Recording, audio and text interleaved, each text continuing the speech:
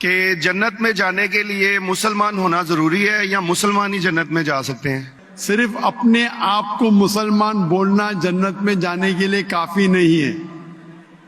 جس طریقے سے میں نے میرے تقریر میں کہا جنت میں جانے کے لیے 4 چیز کی ضرورت ہے۔ سورہ العصر سورہ نمبر 103 آیت نمبر 1 2 3 اللہ تعالیٰ فرماتے والعصر ان الانسان لفی خسر۔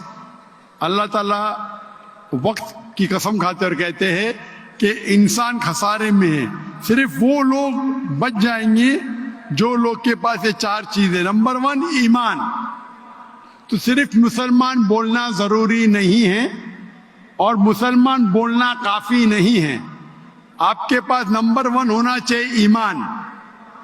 اگر آپ کے پاس ایمان ہے کہ اللہ ایک ہے اور اللہ کے آخری نبی محمد صلی اللہ علیہ وسلم ہیں اور باقی چیز پہ ایمان ہے، یہ ایک پوائنٹ پورا ہوتا ہے۔ نمبر 2 اچھے اعمال، عمل صالحات۔ نمبر 3 وتواصوا بالحق، لوگوں کو حق کی طرف بلانا۔ اور نمبر 4 وتواصوا بالصبر، لوگوں کو صبر کی طرف بلانا۔ تو اس آیت سے ہمیں پتہ لگتا ہے کہ جو آدمی، جو انسان اللہ کے علاوہ دوسرے اور کی عبادت کرتا ہے وہ غلط ہے، وہ جنت میں کبھی بھی نہیں جائیں گے۔ اور یہ سارے کتابوں میں لکھا ہے، ساری مذہبی کتابوں میں، چاہے بائبل ہو، اولڈ ٹیسٹمنٹ ہو، نیو ٹیسٹمنٹ ہو، دھما پڑھ ہو، بدھسٹ کی کتاب ہو، وید ہو، سارے میں لکھے ہے۔ اگر آپ پڑھیں گے گرو گرنتھ صاحب آپ پڑھیں گے، اس کے اندر سب سے پہلا والیوم، سب سے پہلا جلد، سب سے پہلا چیپٹر، سب سے پہلا ورس کو کہتے ہیں جاپو جی، اسے کہتے ہیں جاپو جی۔ اس میں لکھا ہے کہ خدا ایک ہے،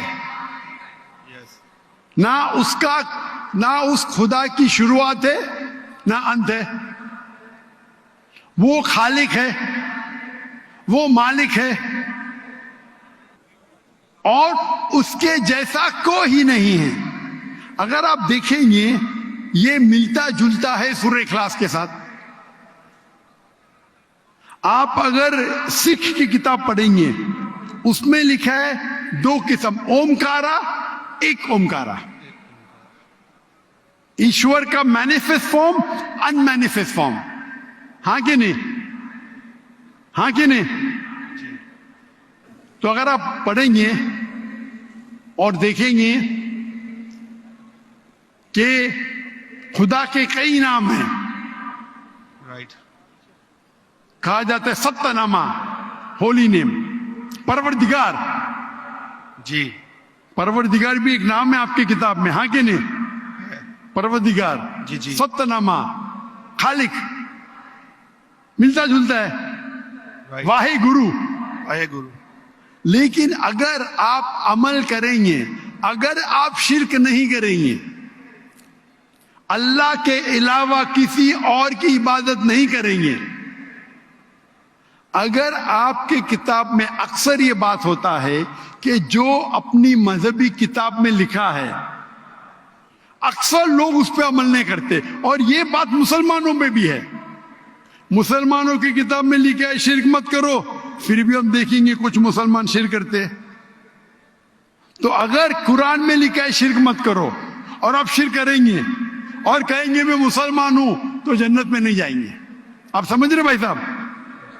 تو اسی طریقے سے آپ اگر شرک نہیں کہیں گے، اللہ کے علاوہ کسی اور کی عبادت نہیں کریں گے اور آخری پیغمبر رسول اللہ صلی اللہ علیہ وسلم محمد صلی اللہ علیہ وسلم میں مانیں گے، اچھے اعمال کریں گے اور لوگ کو حق کی طرف بلائیں گے اور لوگ کو صبر کی طرف بلائیں گے، تو آپ بھی جنت جائیں گے۔